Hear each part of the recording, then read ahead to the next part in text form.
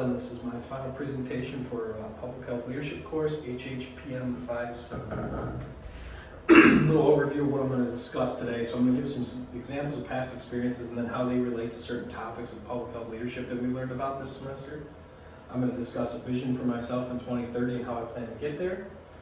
Some potential risk factors that may inhibit that vision and what I can do to mitigate those. And then one of my public health role models. I'm going to try to move through this pretty quickly to stay within that 5-minute time frame. But the first past reflection I want to discuss is on ethical basis. Ethics in healthcare leadership. We learned about this semester, and we learned that it's the responsibility of a leader to keep ethics at the forefront, make good moral decisions, not let things like business or finance get in the way of the truly correct and truly moral decision and path for that industry. The closest relatable experience I have is when I worked as a quality engineer for an aerospace manufacturer. So we made a lot of military components on airplanes. We worked for Boeing, Raytheon, Lockheed, and we had very strict quality requirements that we had to adhere to. And oftentimes I would butt heads with folks from sales or production that were concerned with maybe saving money or making sure parts got delivered on time, where it was my focus to make sure we kept quality at the forefront. So I think that's the closest I can really relate to making good ethical decisions. I tried not to worry about any of the financial side of things and just strictly made sure we made good quality and safe parts. And then I want to talk a little bit about cultural basis. I think culture in our workforce is again something the leader really needs to be cognizant of. It's a very dynamic topic. A lot of internal and external factors will impact the culture and work environment. And I think good leaders keep communication at the forefront. They get in touch with staff, try to stay out ahead of potential problems that may be rearing their head and affecting the culture. As far as relatable experience, I don't have much from a pure leadership role. I think I have more at the employee level. I think I've seen the difference between a good, positive work culture and then a negative culture, and I can really appreciate the merits of the positive work culture. I think places I've worked that have a good sense of teamwork, where folks aren't afraid of change or willing to implement new practices, have really ran better and more smoothly than those that were very strict and narrow focused. Then I want to discuss followership a little bit, and I remember this term came up this year in discussion throughout the semester, that good leaders are born out of good followers. I remember that, and it kind of stuck to me, and I think that's definitely the case. I feel like not many people just come off the street into a position of leadership. At most leaders at one point in time were a follower. And I think good followers, although they work under a leader, they're not afraid to speak up, ask questions, help contribute to the problem-solving aspect. But then I also said I think good leaders breed good followers. I think good leaders empower their staff to have some part in the decision-making, let them know that it's okay to ask questions. It's okay to say, why are we doing it this way? I think it would be better to go down this road.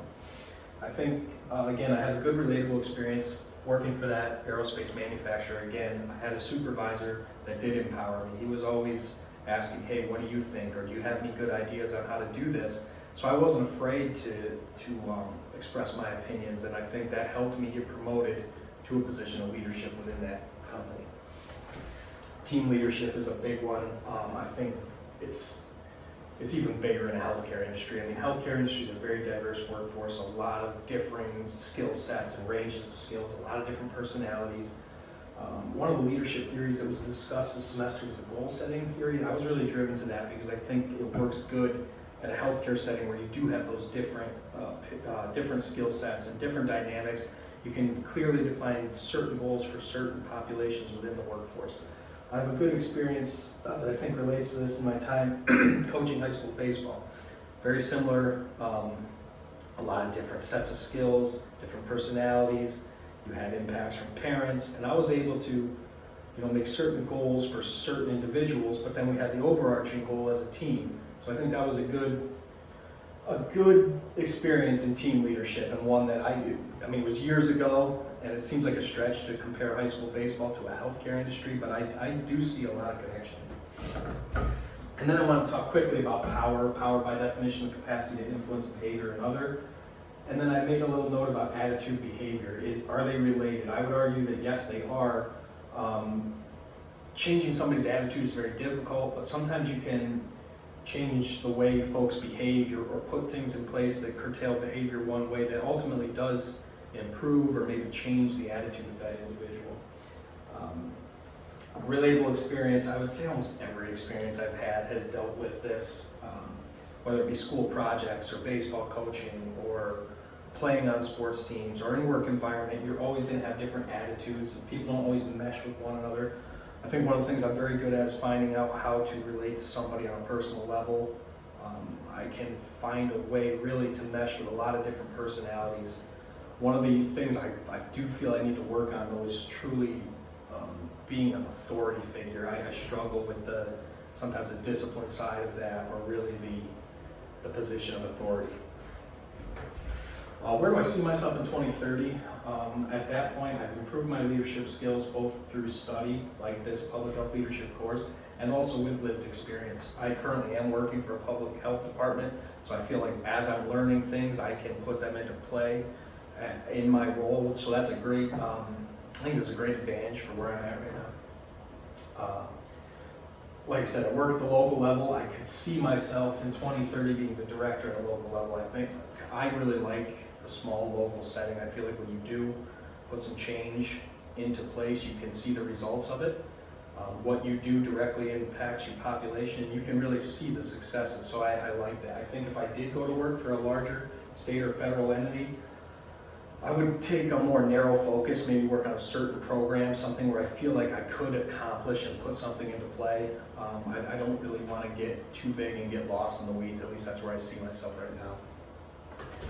And how do I get there? All right, so I'm going to continue in the field of public health education with higher learning, continue through this master's program. And while I'm doing that, like I said previously, apply what I'm learning to real world situations that I face. I think there's a lot of book knowledge that I can pick up and then immediately put that into play in some of my real world experience, which I think is important. What could get in the way? What risk factors?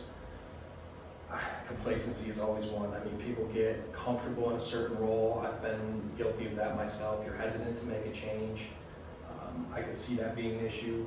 Life changes could obviously come up. There's things that could go on with my family that would force me to make a change.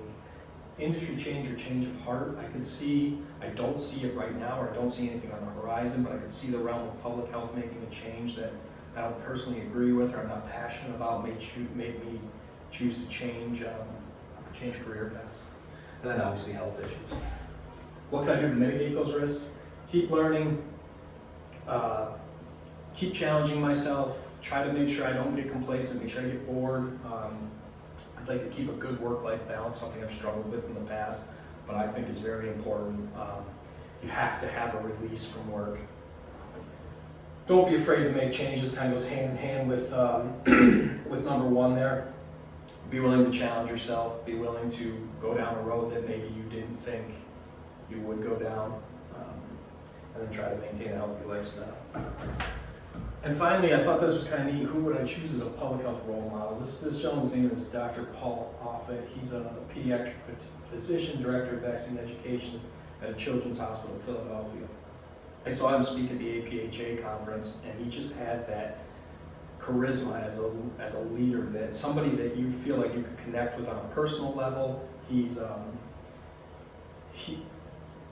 not afraid, and I made this bullet here because I can specifically remember him saying, like, I have made mistakes. Science makes mistakes. I'm not afraid to admit that, but I learn from those mistakes. I try not to repeat the same mistake over and over and over again. I think that's good to understand, but also convey. If you ever get a chance to check out the Shot in the Arm documentary, I strongly suggest you do.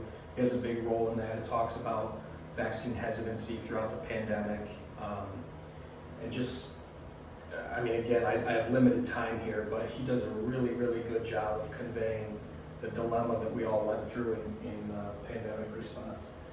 And he's continually learning. I mean, he will admit that he is still seeking out education and learning opportunities, as I think you can always add tools to your tool belt.